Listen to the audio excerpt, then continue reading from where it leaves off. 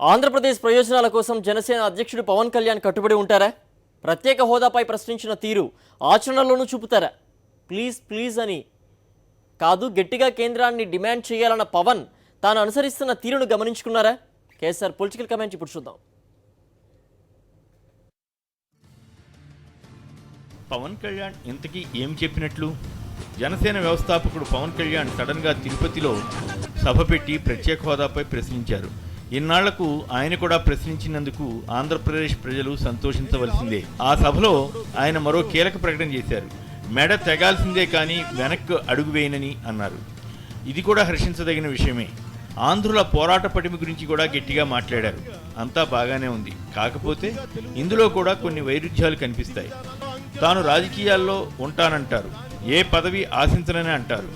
ప్రత్యేక హోదాపై ఎంపీలు పోరాడాలని ప్లీజ్ అని కాదని ఆయన అన్నారు. విశేషం ఏమిటంటే ఎంపీలను ఏది చేయవద్దన్నారో తాను కూడా అది చేసినట్లుగా కనిపిస్తుంది. ప్రధాని మోడీని తప్పుపట్టినట్లు కనిపించినా పవన్ కూడా ప్లీజ్ అన్నట్లుగా మాట్లాడినట్లు అనిపించలేదు. మోడీ గారు క్షమించాలని చెబుతూ అర్థించడం అంటే పోరాట పటిమ అనుకుంటామా? కాంగ్రెస్ పార్టీని, సోనియా గాంధీని పవన్ కళ్యాణ్ విమర్శించారు. పవన్ కళ్యాణ్ పార్లమెంట్లో జరుగుతున్న ప్రొసీడింగ్స్ ఏవీ ఫాలో అవడం లేదని అనుకోవాలి. విభజన సమయంలో ఏమి జరిగినా పార్లమెంటులో వైఎస్ఆర్ కాంగ్రెస్ సభ్యులు గట్టిగా స్పెషల్ స్టేటస్ పై నిలదీశారు. వైసీపీ ఎంపీలు పోడియంలోకి వెళ్లి సభలో అలజడి చేసిన సంగతిని పవన్ పట్టించుకోలేదనుకోవాలి. రాజ్యసభలో కాంగ్రెస్ పార్టీ ప్రత్యేక హోదా గురించి ప్రైవేట్ బిల్లు పెట్టి గట్టిగా నిలబడిన విషయాన్ని పవన్ కళ్యాణ్ విస్మరించడం ఆశ్చర్యంగానే ఉంటుంది. కేంద్రంతో సఖ్యతగా ఉండాలని ఏపీ ముఖ్యమంత్రి చంద్రబాబు అంటున్నారని మాట్లాడిన పవన్ కళ్యాణ్ తొలుత చంద్రబాబు కూడా ప్రత్యేక హోదా సంజీవిని కాదని అన్న విషయాన్ని తెలివిగా దాటవేశారు. అయితే కేంద్ర మంత్రి వెంకయ్యనాయుడిని ఉద్దేశించి మాత్రం తప్పు చేస్తున్నారని ధైర్యంగా అన్నారని అనుకోవాలి. స్థూలంగా చూస్తే పవన్ కళ్యాణ్కు నిర్దిష్ట రాజకీయ విధానం ఉన్నట్లు కనిపించలేదు. అన్ని పార్టీలను కలిపి మాట్లాడటం ద్వారా అధికారంలో ఉన్న బీజేపీ, టీడీపీలకు పెద్ద ఇబ్బంది లేకుండా చేయడానికి ప్రయత్నించారా అన్న భావన కలుగుతుంది. సోషల్ మీడియాలో అప్పుడే రకరకాల వ్యాఖ్యలు కనిపించాయి.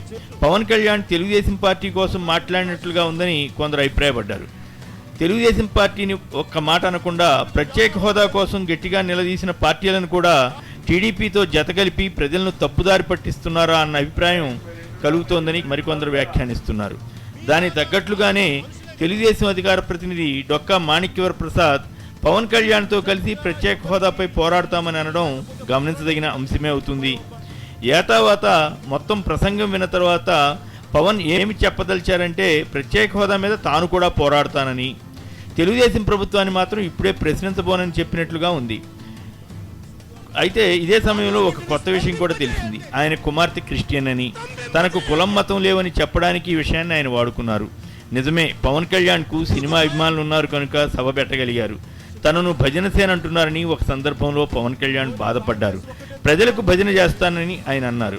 నిజంగానే ఆయన ప్రజల పక్షాన పోరాడదలిస్తే ఈ సభలో అయితే దాన్ని రుజువు చేసుకోలేదనే అనిపిస్తుంది. భవిష్యత్తులో సభలు పెడతానంటున్నారు. మరి అందులోనైనా ప్రశ్నిస్తారేమో చూడాలి.